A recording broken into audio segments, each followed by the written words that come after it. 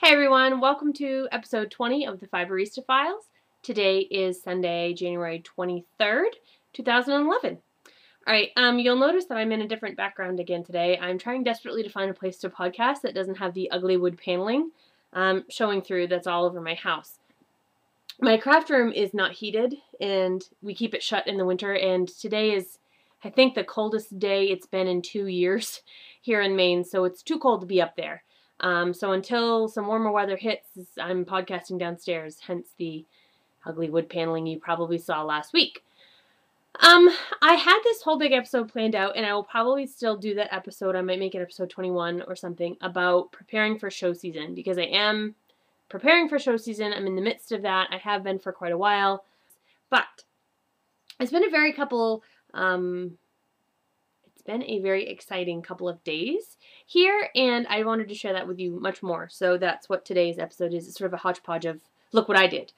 The first thing is, several episodes ago when I released the La Vie de Bois socks, which linked in the show notes, when I released that pattern, I said that I would like to do a pattern every 10 episodes, and I think that's one of the reasons it took me too long to podcast in between episodes, because I knew I didn't have a design to share with you, and so I kind of was avoiding it. But I have a design. These are hard to see. These are going to be called the Mountain Climber Mitts. You can see, let's do this one, that I have not yet woven in my ends. They're still there. The Mountain Climber Mitts are a unisex fingerless mitt pattern in a ferrule rib. It's a very simple 3-stitch rib. They are unisex. They are incredibly stretchy. And this design obviously has been finished being knit. I need to get the pattern written up and get it out to test knitters. My test knitters are awesome, and they are incredibly speedy, so I'm hoping to have a finished pattern out sometime by, I want to say mid-February, for the Mountain Climber Mitts. These mitts were kind of a labor of love. My sister-in-law messaged me on Facebook about 3 weeks before Christmas and said, hey, you really ought to knit your brother a pair of fingerless mitts. Do you see the giant fuzz flying through the air? Sorry. And I had just been commissioned to knit a pair of mittens for a coworker's husband for Christmas, and so I was under this huge deadline, and I messaged her back and said, sure, I'd be happy. I haven't knit for him before. You know, it's probably past time I do that, but it's going to be a little while before I get it done. It's January 23rd, so it's, a month late, and they're finally done, minus, of course, the weaving in of ends and the shipping. He's in the Air Force, and so I had a very specific list of requirements that I needed for this. It had to be masculine, or at least gender neutral.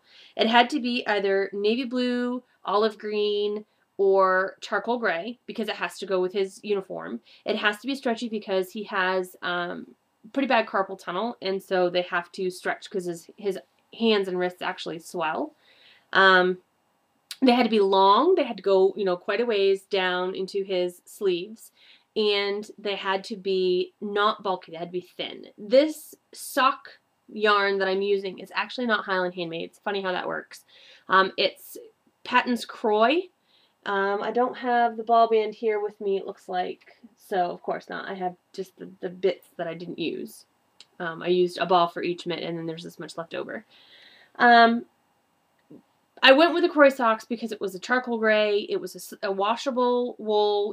It doesn't say it's superwash. It says it's washable, which means that it may be another term for superwash, or it may mean that the fibers were treated with something rather than chemically altered. When it's superwash, the outside scales are actually chemically sort of melted off. They're dissolved.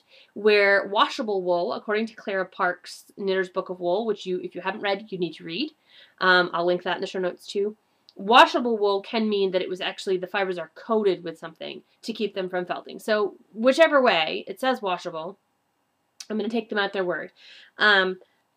I knit these up, and they're actually super comfortable, and they look tight on me. You can see I have very narrow wrists, and they look tight on me, but my husband, whose hands are, 3 times my size, was able to put these on comfortably. The thumb holes I made them a little bit bigger than I normally would. Normally I like my thumb holes to be tighter than that, but again, they're not for me, they're for somebody else, so I made them, I think they're 21 stitches, not counting the ones that you pick up on the side. So they've got to be 30 or 32 stitches around.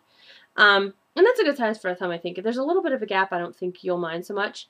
I may put in direct instructions on making the thumb hole smaller, but I love these. I kind of want to keep them. I'm not going to, but I want to. I may knit them in a pair of, let me see if you can see this again. I may knit them in a pair of Highland Handmaid's yarn at some point so that at least I can have a pair of my own. But we'll see. So that's the first thing. Second thing I want to tell is, you know, I knit one mitt, and then the second one is always such a chore because I want to be done. I want to move on. I've knit the pattern. I've written it. I'm just checking it over for errors. It's kind of boring, and I wanted to be done. And I really have fallen victim in the past couple of years to what a lot of knitters fall victim to, which is knitting for other people for Christmas. Holiday knitting always puts a lot of pressure on me, and I get really stressed out about it because I want everything to be done and perfect, and I don't have the time or, you know, the ability to make everything perfect. So I keep telling myself after these holiday seasons end that I'm done knitting for other people, that I'm going to work on my designs, I'm going to knit for myself. I have one pair of socks that I've knit for myself, and that's it. So I keep telling myself I'm going to knit for myself, I'm going to do all these things, and then I never do it. So once I finished the mitt and I finished casting off the second thumb, and, you know, I hadn't woven in the ends yet, and I said, you know what, I need to cast something on for myself. So I did. I'm using Highland Handmaid's yarn. It's a Highland Handmaid's design, and it's for me. And I'm insanely excited about it. Like, I went on Plurk and said in my excitement that I was some sort of design genius because the design is coming together. It's working awesome with the wool. The needles were the right size first time through. I got gauge that I wanted. Everything is just coming through awesome. I'm using the white ash worsted that I still have not listed in the shop. Shame on me. This is a white ash worsted colorway Paradise Lost. It was a boo-boo skein that I kept because I had accidentally miscalculated when I divided the skein, because I get these big half-pound skeins, and so I divided them into two. Only the other one ended up being like 270 yards, so this one was closer to 230. Anyways, this one was the oddball out, and it didn't have enough, and it wouldn't match the label, so I said, you know what, forget it, I'm just going to keep it. The only ones I ever keep of my own yarn are the Oops yarns. So what I'm knitting is a cowl, and I'm not really going to show you this too much. I am going to show you the wrong side, because even the wrong side looks awesome. This is the wrong side of the pattern. Isn't that cool? Doesn't that look neat? It's all bumpy and wonderful. This will be a pattern that will go up soon. You can see I started this Thursday or Friday, and it's already several inches in. So as soon as that gets to a point that I like it, maybe 8 inches, we'll see. That's such a super easy pattern. I'm not even probably going to have it test knit. I'm going to have somebody look over my pattern directions and see if they make sense. And if they make sense, it's going to be available. I might have it test knit. I have some speedy test knitters. We'll see. It really is disgustingly simple. And you can see that there are some ribs on there. Those ribs, no purl stitches in this entire thing, and you only knit half the stitches on every round. It's so fast and awesome. Love it. Let's see what else have I been up to. You know by now that I own Intention Yarns, which is fantastic, and we've released our first limited edition colorway. That's this one. It's called Focus. It starts out cream with like a little hint of blush. It fades into silver and then deepens into a tealy blue and then down into a deep, deep royal blue at the end. It's gorgeous, and the word focus is of course written across it before I dye. This is the first limited edition colorway. This, as soon as I dyed it, I was thinking patterns in my head, so I'm going to keep this one. This was the test skein. I'm going to keep it, I'm going to dye it up, and I'm not dye it up, wind it up, and I'm going to create a cool design. I might design a shawlette maybe. I haven't designed a shawlette before, so we'll see how that goes, but it's just, I love it so, so much. Maybe fingerless mitts, but I don't really want to knit fingerless mitts again. We'll see. We'll see.